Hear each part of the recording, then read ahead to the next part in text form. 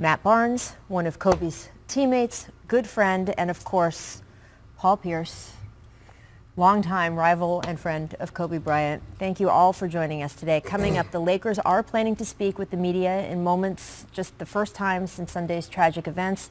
We will take you there live as soon as they get to the podium. Today, though, I do want to start with Paul. We haven't gotten a chance to talk to you since the events of Sunday.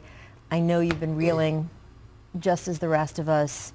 How did you even find out what was going on Sunday? I was sitting on the couch and just like every morning on a Sunday morning, just having breakfast. And a text comes across my phone and they was asking me, has something happened to Kobe? And like literally 30 seconds later, I get a call from Kevin Garnett. And so I'm like, you know, he calling me pretty early. He usually don't call me this early. And he called me and he was like, did you hear the news? And he was kind of breaking down and very hysterical, and then I remember dropping the phone, and it just, like even right now, it doesn't even feel real.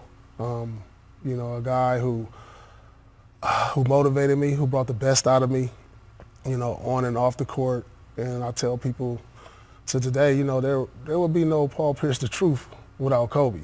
I mean, if people know where the nickname The Truth came from, it was from me having a really good game against Kobe Bryant and Shaq dubbing me The Truth. And so, it's very hard for me to just like, you know, I felt like I lost a brother. You know, I felt like I lost a family member. I mean, the impact of this from a guy, and I'm not going to sit here and say I was very close to Kobe, but we had a lot of great moments together on and off the court. And, you know, he brought the very best out of me as a competitor on the court. Look, you guys were present for some of the biggest moments in each other's lives. Yeah. That is remarkable and something, and you both understood each other in the way that, frankly, some of us lay people are never going to be able to feel that same experience.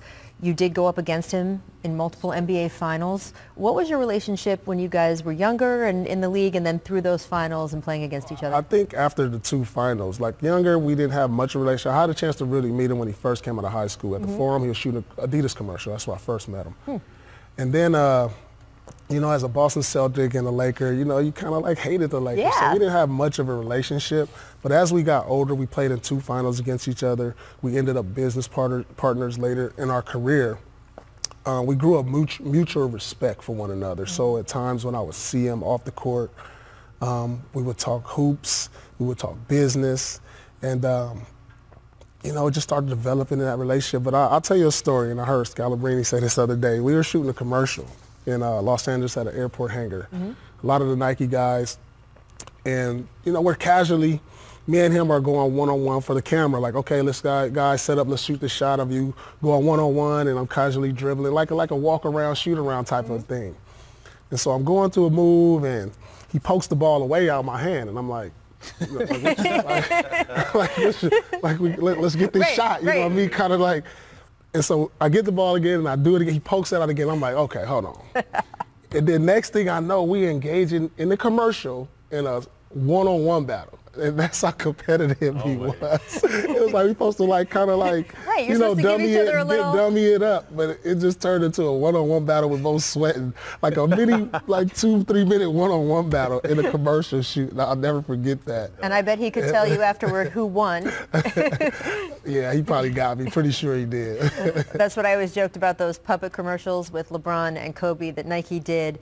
They had to use puppets because Kobe was so competitive. They never could have gotten that dialogue for real in a real life situation with the two of them where they were getting the best of each other. Kobe would not have stood for it. Yeah, so that was a very funny moment. There is no way. You mentioned the finals. Look, those were some of the most memorable finals with the way that they both laid out, frankly. Tough, long series. What sticks out to you as the battles you guys won on the court? I mean, like I said, if there was no Kobe, there would be no Paul Pierce the Truth. I mean, like I said, I got my nickname playing against Kobe. I won a championship playing against him. He beat us in the championship, and I think that's his favorite one of all of them. I think it is too. Because how it went down. I mean, we talked about this, and me, him, and Kevin talked about it at lockout meetings. We had a chance to share a lot of different moments, and just to get that revenge. It was just like he wanted that revenge so bad. It's like he worked after that season. They won the next year, but it was I don't know if it felt the same as beating us. It didn't feel right beating Orlando. I can tell you for sure that was really important to him. It was like everything he ever wanted. out of all the championships, and he got us, and that one hurts to today. He told us on the podcast that was one of the hardest moments in his life. The 2008 loss to you guys was one of the I know hardest he took moments it in his very life. hard. I mean, I never seen him cry, and I saw him cry, and I was like, we got to be ready for next year because he's going to come back. He's coming. So, guys, well, think about everything that had happened since Shaq left, and that was his, as he saw it, chance, right, to that time. So 2008 was, oh, wow, and he lost that to you guys, and I think there was a little bit of a moment of, am I ever really going to get back to holding up that golden trophy again? And, of course, then he was determined. Won the next 2 years. He represented an entire generation on how you should really work, how competitive. I mean, there's so many great stories. It's just like, you know, I beat a guy who's arguably the greatest player in NBA history, and I matched up with him and held my own. Right. It was like, wow, like I said, it wouldn't be no Paul Pierce, the truth, without Kobe. I mean, which way would my career turn? I mean, how motivated would I be?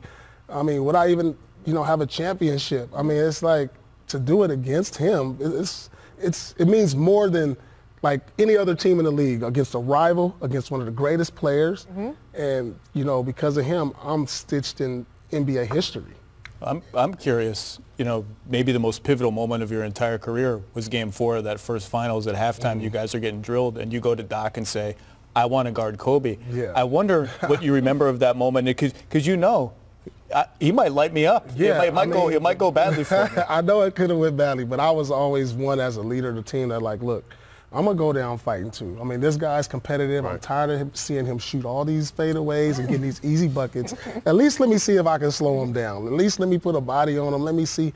And this is just the competitive gene that I had, that I wanted to try to match it. I want to see where I am. If you want to be great, you have to go against the best. And that's what I wanted. And I held my own. And, you know, that, I think, was a great point in my career that said a lot about my pride, but like just to do it against Kobe. If you're one of the best, you want to go against the best. I mean, that's Kobe Bryant. I want a piece of this.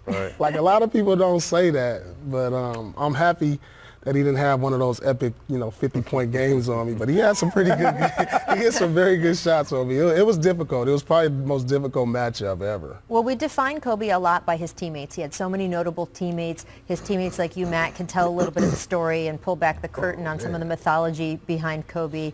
But as a player, when you look at Kobe's rivals, and Paul Pierce suddenly, certainly one of his chief rivals through the years, what did you learn about Kobe from watching the Kobe-Paul battles? Well, I mean, I grew up a Laker fan, you know, so I'm thinking Magic Bird, and this is our version of Magic Bird, but I'm in the NBA allowing to go against these guys too. I mean, Paul's probably one of the most underrated players in the game. I mean, he made it look so easy, so I think that's why he gets so underrated, but he's one of the greats too. So to be able to see, you know, Paul for Larry and Kobe for Magic, and this is our now the basketball. The NBA is better when the big city teams are relevant. You know what I mean? So it's the old Lakers Celtics rivalry, and to be a part of that, or you know, to be a witness to that, and then know, like I said, talking on the podcast, how much that 2008 loss hurt him. He was so determined. You know, the next year against Orlando, they won, but he said to get back to Boston, to beat Boston was what he had to do. And like I said, to be able to be a fan and watch that on both sides, it was amazing. And that was a grueling series again in 2010. Could have gone either way. Either way. I mean, that, like, he wanted that the most, I wanted it the most. It's just his will. I mean, he didn't have the greatest Game 7, but he willed his teammates. And, you know, to do it without Shaq twice, you know, because everybody was always saying he was in Shaq's shadow. You know, where does Kobe lie amongst NBA greats? Because he has Shaq. And then to do two without Shaq was like, well, okay. He vaulted himself near Jordan. You know, and in some cases, some people consider him the GOAT. Yeah, absolutely. Certainly if you talk to people around Los Angeles, and we saw his work ethic translate even out of basketball. The man had one of the greatest careers ever in sports, and then 2 years later won an Oscar. I mean, that's just that right incredible, there, right? That motivated me as a retired player now, just like, wow, he's equally as successful off the court as he was, and there's only a chosen few superstars who can match that. Right. Magic, Jordan, and now you have Kobe. For you, you worked with him at the Players Tribune, one of another business venture you guys worked together on. What was that like, seeing him again, that intensity off the court? Oh, you know what? He captivated the room because we had these meetings with all these superstar athletes, Von Miller, Serena Williams, all in a room every summer. We would be in the summer, and every meeting would start off with Kobe talking. Really? You know, not the guys, not the people who are the business people invested, talking about where the company is. It was Kobe. He took the lead in all of these things, and that just shows you the just presence he had. Just like, it was just like, you sat there like a little kid watching a movie, listening to Kobe talk for the next 5 minutes, and you like leaning forward, looking like, what is he saying? He's motivated, he's talking, he's intelligent. And he just captivated a room, and you couldn't wait for those little moments like that. What do you think, and I'm curious, Matt, from a player's perspective, and Zach, you've covered so many different phases of this league, like, what do you think the NBA does going forward to honor him? I have to think the All-Star game is going to be, you know, surrounded by tributes to Kobe.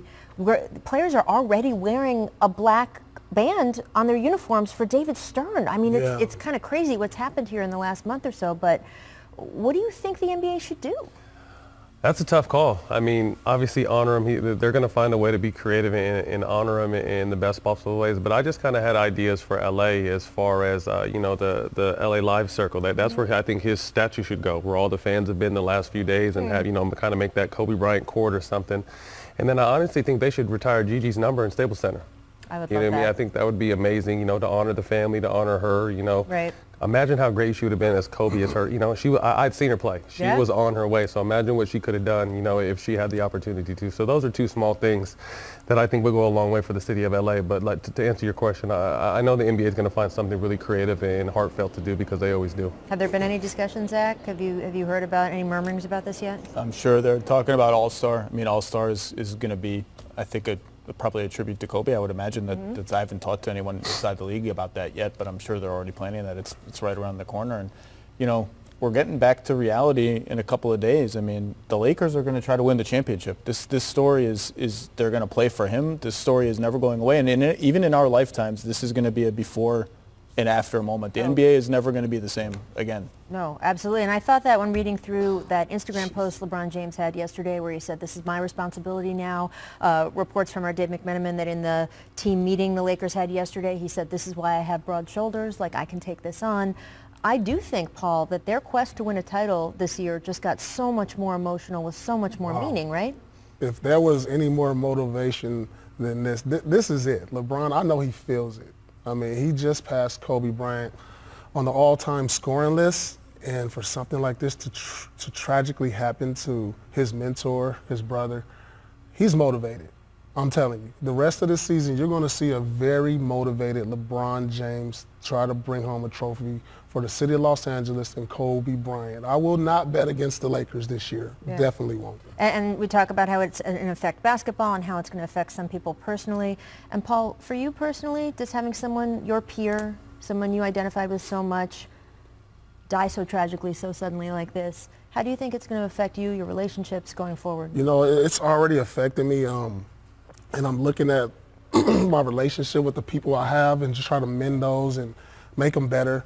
You know, I grew up without a father. You know, I haven't seen my father since I was probably like 4 years old. It just made me want to like get in contact with him. That's real. Like, seriously. Like, I really was like going through the internet. I'm contacting my mom, like, and I'm looking like this, what happened to Kobe affected me that way.